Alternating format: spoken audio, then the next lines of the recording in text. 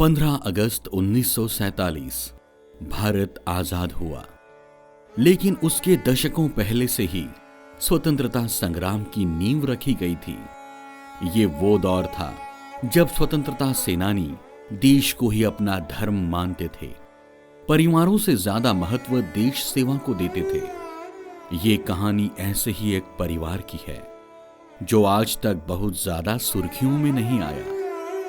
एक समृद्ध और वैभवशाली वैश्य उपजाति, अयोध्यावासी वैश्य परिवार चूड़ी वाले।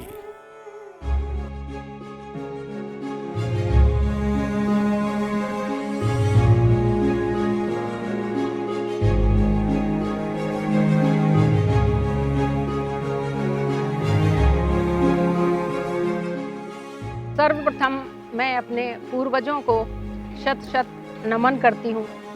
बुजुर्ग ही एक वट वृक्ष की तरह होते हैं। उनके संरक्षण में, उनकी शीतल छाया में ही हम बच्चे पलते हैं, बढ़ते हैं, बड़े होते हैं और उनसे ही हमको संस्कार मिलते हैं।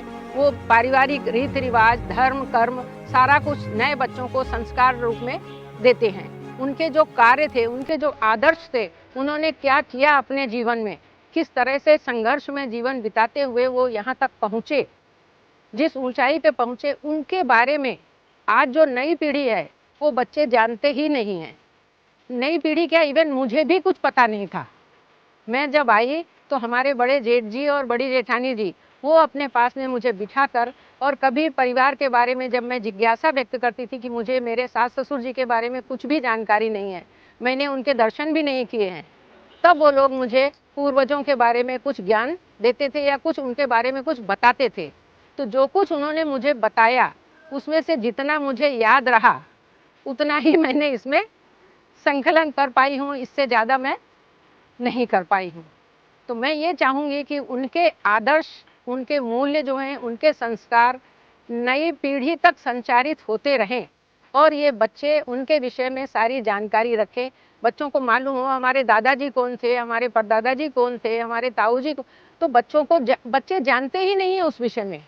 एक बार हमारे खुद के पोते ने, जब हम लोग उसको उसके डैडी के ताऊजी से, हमारे जेठ से मिलाने के लिए ले गए, उनका क्वेश्चन था कि दादी, डैडी को भी ताऊजी होते हैं क्या? नए आने वाले बच्चे नाम भी नहीं जानते हैं, एक दूसरे से परिचित भी नहीं है। उनका परिचय कराने के लिए, पारिवारिक एकता को एक सूत्र में बांधे रखने के लिए, कि परिवार एक सूत्र में बंधा रहे, मेरा उद्देश्य ये बुक लिखने का है कि नए बच्चों तक पूरी पूर्वजों की जानकारी होती रहे कि किस तरह से उन्होंने अपना जीवन जिया, किस तरह से वो स्वतंत्रता सेनानी बने, किस तरह से स्वतंत्रता आंदोलन में अपने आप को उन्होंने न्योछावर किया। बहुत कम उम्र में हमारे बड़े जेठ जी मात्र 21 वर्ष की उम्र में उन्होंने स्वतंत्रता आंदोलन में भाग लिया था। तो ये सब बहुत गौरव की बात है, हम लोगों के लिए बहुत गर्व का विषय है। तो इस विषय में हमारे बच्चों को जानकारी होना चाहिए, मेरा ये उद्देश्य। उत्तर प्रदेश के फतेहपुर तहसील के अंतर्गत एक छोटा सा गांव था जुनियारगढ़, जहां डोम साव जी अपने परिवार के साथ सकुशल रहते थे। उनके पुत्र श्री कल्लू साव जी के मन में देश प्रेम का भारी जज्बा था, इतना कि परिवार से अधिक देश प्रेम से ओतप्रोत थे। 1857 के अंग्रेजों के खिलाफ उठाव में उन्होंने सक्रिय सहभाग लिया। परिणामवश अंग्रेज शासन द्वारा दिए गए कष्टों का उन्हें सामना करना पड़ा। इस समय तक उनके पुत्र श्री दुर्गा प्रसाद जी का जन्म हो चुका था। अंग्रेजों की आंखों में धूल झोंकते हुए वे इधर उधर भटक रहे थे। छिपते छिपाते वे चुरुहार पहुंचे, जहां श्री दुर्गा प्रसाद जी को अपना उपनाम बदलना पड़ा। तभी से वे चूड़ी वाले उपनाम से देश सेवा के कार्यों में लगे रहे। वे पुनः अपने पैतृक गांव जुनियारगढ़ पहुंच गए। वहां भी उन्हें चैन से रहने नहीं दिया गया और आर्थिक संकट मुंह खोलकर सामने खड़ा रहा। वहां पर श्री दुर्गा प्रसाद जी को प्रथम पुत्र श्री सुखलाल जी, द्वितीय पुत्र श्री शिवलाल जी, 1885 में तृतीय पुत्र रत्न जीवराज जी और 1888 में चतुर्थ पुत्र रत्न शिवराज जी की प्राप्ति हुई। अंग्रेजों के अत्याचारों से बचते हुए आजीविका की खोज में वे जुनियारगढ़ से चल दिए। घोड़े पर सवार होकर दोनों छोटे बच्चों जीवराज जी जो मात्र 6 वर्ष के थे और शिवराज जी केवल 3 वर्ष के थे, उन्हें लेकर आ निकले। 4 माह चलने के बाद वे तत्कालीन पालकवाड़ी पहुंचे, जो आज का वर्धा कहलाता है। जहाँ तक मुझे ज्ञात है या जो मुझे बताया गया, मैं सिर्फ श्री दुर्गा प्रसाद जी चूड़ीवाले उनके विषय में जानती हूँ। हमारे जो पूर्वज हैं उनकी जड़ वही थे, मेन वहाँ से शुरू होता है। और उन्होंने अपने 2 बच्चों को, श्री शिवराज जी और जीवराज जी, जो एक की उम्र 4 साल की थी और एक की उम्र 6 साल की थी, उन दोनों बच्चों को घोड़े में बिठाकर उत्तर प्रदेश से महाराष्ट्र में आए थे और यहाँ पर बहुत संघर्ष करते हुए उन्होंने उन दोनों बच्चों को धीरे धीरे बड़ा किया। वे अथक परिश्रम और ईमानदारी से कार्य करते हुए अपने बच्चों का पालन पोषण करते रहे। बच्चे अभी किशोरावस्था पार भी न कर पाए थे कि ईश्वर ने उनके सिर से पिता का साया छीन लिया। बाद में उनके दोनों पुत्र श्री सुखलाल जी एवं श्री शिवलाल जी भी यहाँ आ बसे। उनके 4 बच्चे थे। आगे का जो परिवार है, तो 2 परिवार के बारे में विस्तृत जानकारी नहीं मिल सकी है, जानकारी का अभाव है मुझे। लेकिन 2 पूर्वज जो हैं हमारे बुजुर्ग, श्री जीवराज जी और श्री शिवराज जी, वो लोग दोनों संयुक्त परिवार था उनका, दोनों भाई लोग साथ में रहते थे। उनके वहाँ से मुझे उनकी जानकारी मिली है। तो बड़े थे श्री जीवराज जी, उनका जीवन बिल्कुल सादगी भरा था, लेकिन प्रखर प्रतिभा के धनी थे वो। शिक्षा दीक्षा, उस समय में शिक्षा का इतना प्रश्न होता था। बताते हैं बड़े लोग कि उन्होंने गुजराती भाषा में पुस्तकें लेकर और उसका ट्रांसलेशन करके फिर इंजीनियरिंग की पढ़ाई की थी। वो इंजीनियर की पोस्ट को बिलोंग करते थे और वर्धा जिनिंग फैक्ट्री में उन्होंने सुपरिंटेंडेंट इंजीनियर के रूप में काम किया था। गांधीवादी विचारधारा के थे, सादा रहन सहन, सादा पहनावा उनका, खादी धोती। समय बीतता गया। तीसरे पुत्र जीवराज जी का प्रथम विवाह फतेहपुर तहसील की ग्रामीण कन्या से हुआ। उनसे उन्हें एक पुत्री की प्राप्ति हुई। दूसरा विवाह सुश्री रमा देवी के साथ हुआ, जिससे उन्हें 5 पुत्र एवं 4 पुत्रियों की प्राप्ति हुई। जीवराज जी ने तो गोली श्री दीनदयाल जी को न लगकर उनके यहाँ काम करने वाले जंगलू को लग गई थी। जैसे ही हम मुझे शहर में ये पता लगा कि गोली चली है और जंगलू ढोरे नाम का जो व्यक्ति है वो शहीद हो गया, तो हम लोग बच्चे कुतूहलवश देखने गए। न तो हम लोगों को उस वक्त इस बात की कोई साहब ही करते थे। वर्धा में जो भी मंच के कार्यक्रम होते थे उसमें वकील साहब की मुख्य भूमिका रहती थी और वही उसका करते थे। 25 नवंबर 1932 से 19 मार्च 1934 तक शिवराज जी अयोध्यावासी वैश्य महासभा के अध्यक्ष पद पर आसीन रहे। पुनः मैनपुरी सभा में उनको 14 अप्रैल 1939 से 26 जून 1946 तक अध्यक्ष पद पर निर्वाचित किया गया।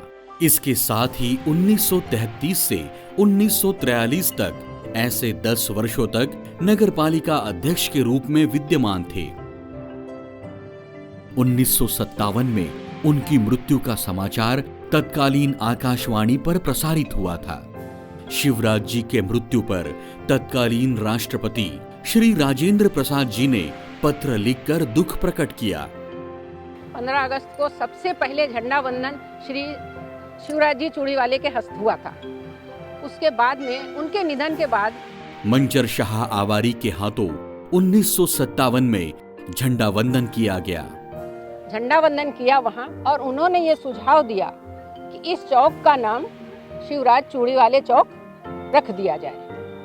तो उस दिन से वहाँ पर शिवराज चूड़ीवाले चौक लिखा हुआ है। हर वर्ष हम लोग सब वहाँ पर एकत्र होकर 15 अगस्त और 26 जनवरी को झंडा वंदन करते हैं।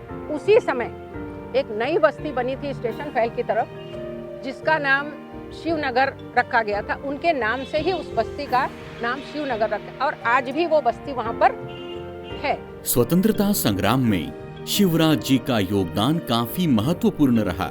एक कुशल प्रशासक के रूप में गांधीवादी विचारों का समाज में प्रचार कर अन्याय के विरोध में खड़े रहते गए। बड़े शांत स्वभाव के, उनके कहने, उनके शरीर की तरफ देखो तो वो शांत दिखते थे, इतने शांत थे कि वो शरीर से ही टपकता था उनका शांतपना। ऐसा पता नहीं लगता था कि ये भाई बुजुर्ग आदमी है और नाराज भी हो सकते। हमने ऐसे उनको कभी ऐसे तो देखा ही नहीं। पॉलिटिक्स के मामले में वो बहुत आगे थे। म्यूनिसिपल बोर्ड में 10 साल तक वो अध्यक्ष के पद पर रहे। उन्होंने बहुत काम किए, स्वतंत्रता से संबंधित उनके बहुत से काम है। जंगल सत्याग्रह में उन्होंने भाग लिया, नमक आंदोलन में भाग लिया, क्विट इंडिया मूवमेंट में भाग लिया। युवा मंच जो युद्ध मंडल स्थापित होते थे वो उनकी अध्यक्षता में होते थे। सामाजिक महासभा के भी वो अध्यक्ष रह चुके हैं और जहाँ भी बैठकें होती थी समाज की, वहाँ वो हर बैठक में जाते थे, भाग लेते थे। उनको बहुत ज़्यादा मान सम्मान मिलता था। उनका जीवन दूसरों के लिए ही था। परिवार में दूसरे बेटे थे श्री दीनानाथ जी चूड़ीवाले। उनको खेल कूद में बहुत रुचि थी। कबड्डी का विशेष शौक था। जहाँ तहाँ कबड्डी की प्रतियोगिताएं होती थी, उसमें हमेशा वो विजेता होते थे। वर्धा में कबड्डी का जो खेल है वो उन्हीं के इससे ज्यादा प्रचलित हुआ था। और एक्चुअली यही है कि दीनानाथ जी ऐसी जंप मारते थे, जिसको चिर्र घोड़ी बोलते हैं ना, और चिर्र घोड़ी टाइप वो अपना ऐसे उसके पीठ पे हाथ रखते और जंप मार जाते थे और अपनी लाइन क्रॉस कर जाते थे। और पूरी टीम में वो अकेले रहते थे। नगर परिषद के मैदान में दीनानाथ जी बजरंग दल करके एक चलाते थे बच्चों के लिए, युवाओं के लिए। और बजरंग दल की शाखा रोज शाम को लगती थी, हम लोग उसमें जाया करते थे। इसके साथ साथ में उनको राजनीति में भी रुचि थी। स्वजातीय महासभा के वो उपाध्यक्ष रह चुके हैं। वर्धा में नगर सभा का गठन किया था उन्होंने, अयोध्यावासी वैसे नगर सभा का उन्होंने गठन किया था और बाद में वो महाराष्ट्र प्रांतीय सभा बन गई थी। उनको लेखन कार्य में भी रुचि थी। इस तरह से उनका जीवन जो था वो समाज के प्रति समर्पित था। नगर सेवक के अलावा नगराध्यक्ष वो सभापति थे। हाँ, इसके जल विभाग के सभापति थे। एक कहने पर उन्होंने मेरे घर के सामने नल लगवा दिया, नहीं तो बड़े चक्कर लगाने पड़ते हैं। परिवार में चौथे नंबर के जो बेटे थे वो श्री चंद्रनाथ जी चूड़ीवाले। वो शिक्षक थे इसलिए अनुशासन उनका मेन था। वो बहुत ज़्यादा अनुशासन प्रिय थे। उनको राजनीति में भी इंटरेस्ट था। वो लिखते थे। उनको ज्योतिष शास्त्र का भी ज्ञान था। वो कुंडली वगैरह देखते थे और बनाते भी थे। अयोध्यावासी वैश्य महासभा के उपाध्यक्ष पद पर वो रह चुके हैं। वर्धा में अयोध्यावासी वैश्य नगर सभा का उन्होंने गठन किया था। मध्य प्रांतीय सभा के उपाध्यक्ष और उसके सभापति के पद पर रह चुके हैं। उन्होंने वर्धा में कुछ शीतला माता मंदिर में वो अध्यक्ष पद पर रहे हैं। साईं बाबा मंदिर में कोषाध्यक्ष रह चुके हैं। तो इस तरह से परिवार के सभी लोग करीब सामाजिक कार्यों में हमेशा जुड़े रहते थे। इन लोगों का सामाजिक जीवन बहुत उत्कृष्ट होता था। इनको सामाजिक कार्यों में बहुत। चूड़ीवाले परिवार की छोटी बहू के रूप में स्नेहलता जी ने 1972 में प्रवेश किया। बचपन से ही वे शिक्षा के क्षेत्र में सदैव अग्रणी रही। स्नेहलता जी ने एमए मनोविज्ञान, एमए इतिहास, एमएड तक की शिक्षा ग्रहण की। शिक्षा में वे सदैव स्वर्ण पदक प्राप्त करती रही। उनकी परिवार के साथ सामाजिक कार्यों में भी सदैव रुचि रही। 1972 में एक लंबा सफर तय करके उत्तर प्रदेश से मध्य प्रदेश में चूड़ीवाले परिवार में बधू के रूप में सम्मिलित हुई। ये परिवार एक मध्यम वर्गीय परिवार था। गांधीवादी विचारधारा के लोग, संयुक्त परिवार में कम से कम 60-70 लोग थे। आपसी प्रेम, सामंजस्य, सारा कुछ बहुत अच्छा था। और इनके परिवार में महिलाओं को विशेष महत्व दिया जाता था। रूढ़िवादी नहीं थे ये लोग, पर्दा प्रथा को भी नहीं मानते थे। पर शिक्षा थोड़ा सा कम थी उस समय के हिसाब से। धीरे धीरे करके जो नई पीढ़ी आई वो शिक्षा के क्षेत्र में अग्रसित हुए और वो बच्चे धीरे धीरे करके प्रगति की ओर बढ़ते गए। और आज नई पीढ़ी जो है वो प्रगति पथ पर चल रही है। बच्चे जो हैं शिक्षा के लिए, जीविकोपार्जन के लिए दूर दूर प्रांतों में, वर्धा से दूर अलग अलग प्रांतों में, कुछ बच्चे विदेश में, तो सब इस तरह से अलग अलग। खुशी में परिवार का बहुत बड़ा योगदान होता है। परिवार एक ऐसा खूबसूरत शब्द है जो मन को विश्वास, सुरक्षा और खुशी से भर देता है। चूड़ी वाले परिवार न सिर्फ अपनों के लिए बल्कि इस समाज के लिए भी हमेशा से ही आदर्श था, आदर्श है और आने वाले पीढ़ियों के लिए भी सदैव आदर्श रहेगा।